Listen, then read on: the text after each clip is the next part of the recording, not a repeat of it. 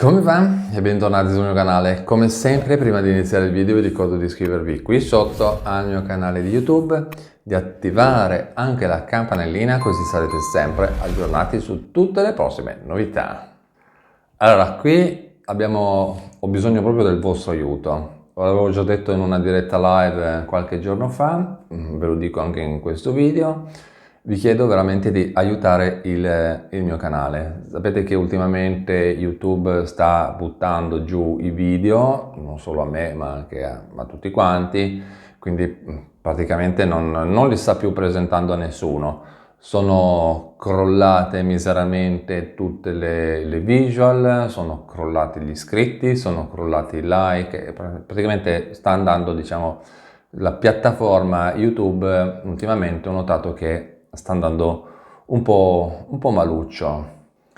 Vuoi per l'arrivo di altri social, che ne so io, comunque sta di fatto che non ci sono più gli stessi dati, le stesse dinamiche che c'erano anche solo 6-8 mesi fa.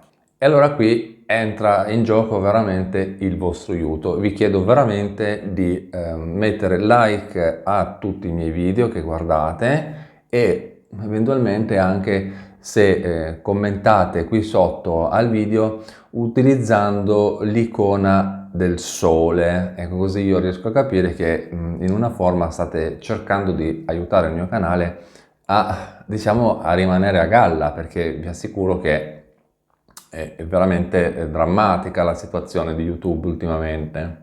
Quindi per favore, se potete commentare con l'icona del sole, veramente mi fareste un grossissimo aiuto. Detto questo, possiamo iniziare con l'argomento di oggi. Qualche giorno fa, in una diretta live, mi avevano chiesto, appunto, alcune persone mi avevano chiesto di parlare del bonus psicologo. Bene, allora io ho fatto delle ricerche, sapete che cerco sempre di tenervi aggiornati.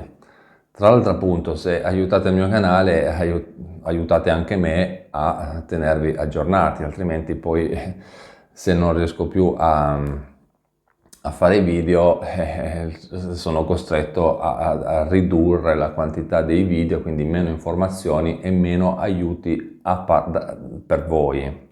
Comunque, tornando al nostro discorso del bonus psicologo, il 31 di maggio è scaduto il termine per la presentazione delle domande per accedere al bonus psicologo. Ve l'avevo detto, appunto state attenti a non farvi scadere quella data perché poi dopo non si può più fare niente. E allora cosa è successo? Che noi sappiamo che questo contributo serve per sostenere le spese che riguardano sessioni di psicoterapia.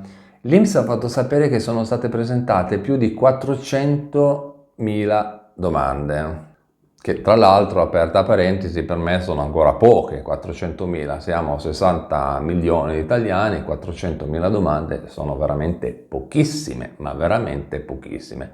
La metà della metà della metà di quello che sono gli italiani. Comunque, l'INPS ricorda che i richiedenti in possesso di ISEE rilasciato con omissioni o deformità hanno 30 giorni di tempo per aggiustarlo, regolarizzarlo. E come si fa? Si fa presentando una nuova dichiarazione sostitutiva unica, quindi una nuova DSU, comprensiva delle informazioni che in precedenza erano state omesse o non messe, cioè loro dicono diversamente esposte, cioè magari con degli errori, ecco. Quindi seconda alternativa, presentando idonea documentazione atta a dimostrare la completezza e la veridicità dei dati indicati nella prima dichiarazione. Terzo modo, rettificando la DSU con effetto retroattivo. Sto discorso dell'effetto retroattivo, sappiate che non tutti i CAF ve lo fanno questa cosa, esiste ma non tutti ve lo fanno.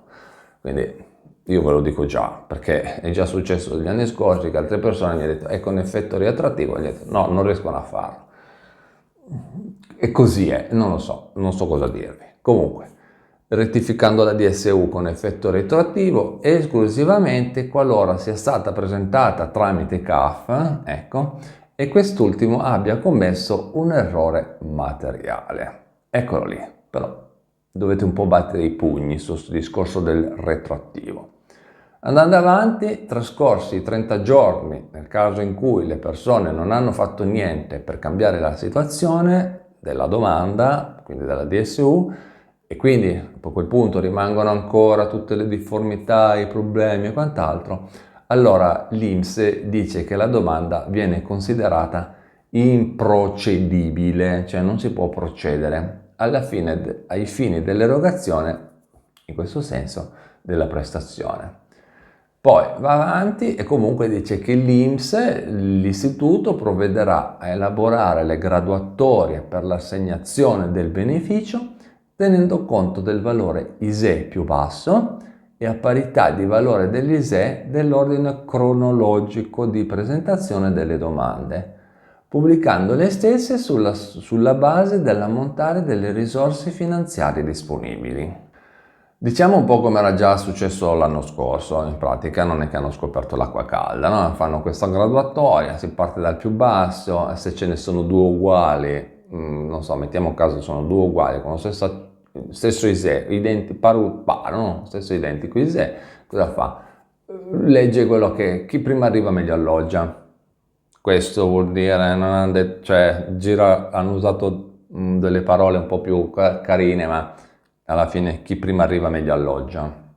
Cambiamo argomento e parliamo di un'altra questione, molto brevemente. Per quanto riguarda, in questo caso però, l'Agenzia delle Entrate, dovete sapere che c'è un supporto in più dedicato ai cittadini che desiderano avere maggiori informazioni. Ricordatevi sempre che è attivo il call center dell'Agenzia delle Entrate per chi avesse bisogno di assistenza telefonica per la compilazione del 730 precompilato o del modello unico precompilato. Ricordatevi sempre che esiste il centralino telefonico dell'Agenzia delle Entrate. Prendetevi nota di questo numero di telefono 06 97 61 7689. Non vi dico neanche il numero di telefono, il numero verde, perché tanto il 99% di noi ha il cellulare e quindi fa prima chiamare questo numero 06 97 61 7689. È un numero di rete fissa, diciamo che molte persone potrebbero dire è un numero a pagamento.